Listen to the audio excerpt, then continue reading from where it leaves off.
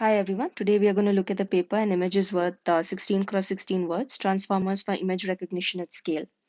So in this paper, they try to use transformers for image classification.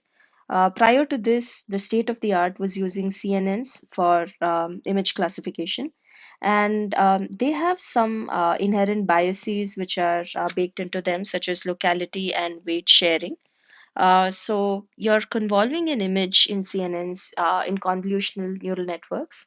You're basically convolving an image with a filter, right? And essentially saying that the neighborhood of a particular pixel is what's more important, and you keep building from there.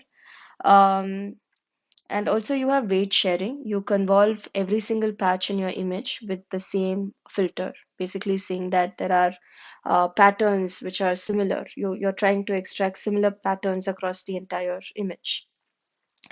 So now when you use the transformers for classification task in images, also called as a vision transformer, you basically are now you don't have both these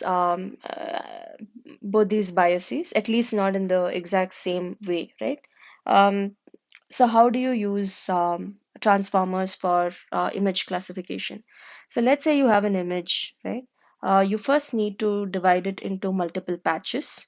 And these patches are sort of analogous to tokens in the transformers which are used in NLP, right? So so these patches are in two dimensions. So they basically are flattened, and you're going to present these patches in a sequence such that you're going row by row, right? And you first feed it to a linear project. You're basically having a linear layer which is going to project these patches into um, some other hidden dimension, right? And this can be thought of as the embedding layer in transformers used for NLP, right? And also, they add a notion of position embedding by adding learnable embeddings along with these patch embeddings. There's also one classification token. So this is a learnable classification token, which is prepended to the beginning, right? And then this is fed into the transformer encoder. Now, this encoder is very similar to the encoder used in Attention is All You Need paper. The only difference is the norm is basically taken before feeding it into the attention and the feed forward layers, right? And also the nonlinearity which is used here is a JLo nonlinearity compared to the ReLo nonlinearity used in the Attention is All You Need paper.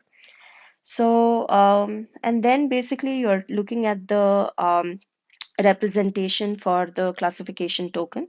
So let's say that is a d-dimensional representation. Um, then you have a multi-layer perceptron, which is going to convert it into a c-dimensional representation, where c is a number of classes for your particular task. So, so this is how they use the transformer. Um, and what they found was initially when they started using the transformers on ImageNet, which had like around 1 million 1 million or so examples. I'm not sure how many examples, but a mid-sized data set. They found that the performance of these models were actually below that of ResNets of comparable size. So leading them to basically think that maybe the inductive biases in the CNNs are required to get good performance, right? But then they just scale the data set, right? Instead of having a mid-sized data set, if they have a large data set with around 300 million images, they find that this kind of large-scale pre-training, it is also going to trump any sort of inductive bias which is inherent in a CNN and performs a few points even better compared to a CNN based model, right? So so they primarily then said that you can use this in the transfer learning setting, right, where they pre-train it on a data set which is which has a lot of images, and you can basically transfer that knowledge over to another data set which may not have as many images, right? So they call that as fine tuning. So during fine tuning, the new data set may have, or the downstream data set may have different number of classes, right? So you may have to change the you may have what they do is they remove the MLP head and they have another linear layer, which basically transforms your d-dimensional classification token into how many ever classes are there in the downstream data set. Um, and then they play with three different sizes of the model. The base, large and huge model having 86 million, 307 million, and 632 million parameters. And they look at the accuracies on the downstream on the downstream data sets, right? So they used a JFT data set for pre-training that has around 300 million images, and then they measure the performance on data sets such as ImageNet, CFAR, VTab, etc. Right? They also compare it with the prior state of the art, which are basically CNN-based models, right? And they find that the transformer-based models outperform these by a few points. But the major contribution is that the transformer-based models are way easier and quicker to train compared to the CNN-based models. So they do perform better as well as train quicker when you pre-train these transformer-based models on data sets which have a large number of images. So this is another figure which shows how so these different data sets have increasing number of images.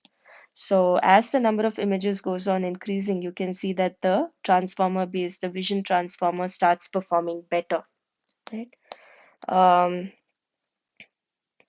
and they also look at the position embedding similarity, and they find that these position embeddings which were used were learnable, right? So they eventually learn the row and the column structure in the image. And they also look at the mean attention distance of a pixel, right? And they find that even and they compare it with the different layers, right? And even in the lower layers, right, like layer 0, they find that a pixel can look into far away pixels, which probably is not seen in CNNs, especially in the lower layers. So the basic takeaway is a way in which you can use transformers for image recognition, and that is basically by pre-training the transformer on a very large data set. And then you can basically use transfer learning to transfer this knowledge onto another data set, which probably doesn't have as many examples or images. And also that transformers are way cheaper to pre-train. And also give comparable or even better performance on the data sets which we have seen here.